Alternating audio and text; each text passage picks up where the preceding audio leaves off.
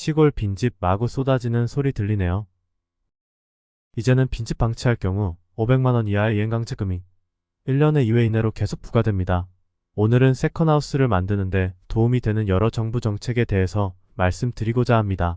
농림축산식품부는 체계적이고 실효성 있는 농촌 빈집 정비를 위한 농어촌 정비법 개정안이 국회 본회의를 통과했다고 10일 밝혔습니다.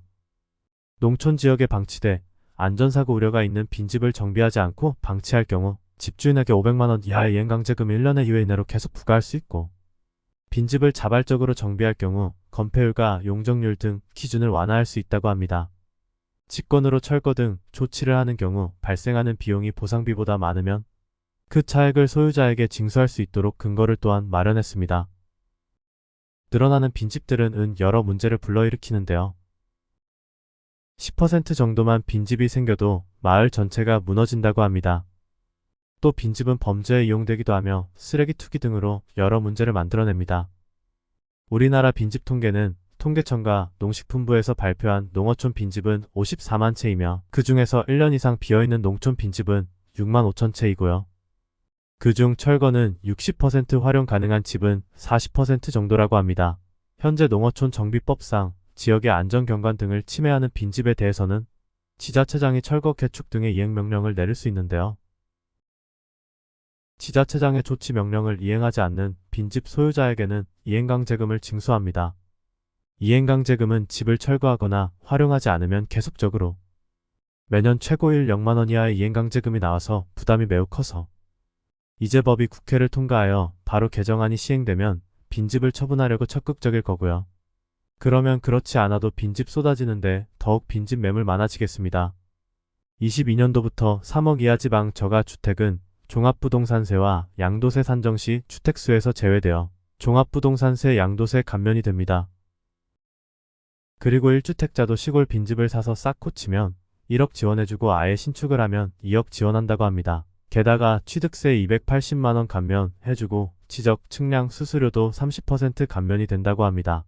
농림축산식품부에서는 2023년부터 농촌주택개량 융자 지원 사업에 빈집 개량에 한해 1주택자도 지원할 수 있도록 농촌주택개량 융자 사업을 확대하였습니다. 사업을 확대하는 이유는 농촌에 세컨하우스를 마련해서 전원생활을 꿈꾸는 도시민의 수요에 적극적으로 대응하고 농촌에 증가하고 있는 빈집 문제를 해소하려는 방안이라고 합니다. 농촌주택 개량 사업이란 농촌 지역의 주거환경 개선을 위해 농촌주택을 리모델링 및 철거, 신축할 때 비용을 저금리로 융자 지원하는 사업인데요. 주택 개량 및 신축 시 융자가 가능하며 개량 융자 한도는 최대 1억원, 신축 융자 한도는 최대 2억원입니다. 이때 대출금리는 2%의 낮은 금리가 적용되고 상환기간은 20년에서 30년이라고 합니다. 고정금리나 변동금리 선택할 수 있고요. 40세 이하의 청년에게는 대출금리 1.5%로 우대한다고 하는데요. 아마도 농촌 지역이 도심 지역보다 고령화가 심하잖아요. 그러니까 젊은 층을 유입시키려고 조금이나마 유인책을 쓰는 것 같아요. 하지만 실제 대출 금액은 대출 한도 내에서 대출기관의 여신 규정이 정하는 바에 따라 한도가 달라질 수 있으니 혹시 모르니까 먼저 사업 신청 전에 대출기관에 가셔서 정확히 알아보시고 진행하시기 바랍니다. 부속 건물을 포함한 주택의 연면적이 150제곱미터 이하여야 한다고 합니다. 40평 이상이 되니 면적은 널널하네요. 또한 사업을 통해서 농촌주택을 개량 신축할 경우에는 취득세는 최대 280만원까지 감면해주고 지적, 측량, 수수료도 30% 감면이 된다고 합니다.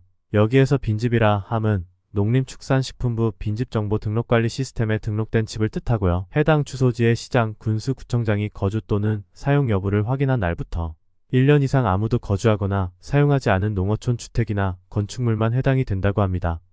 사업 신청 희망자는 해당 주소지 시군구 홈페이지 고시공보란을 참조하시고 관할 읍면사무소에서 신청하시면 되겠습니다.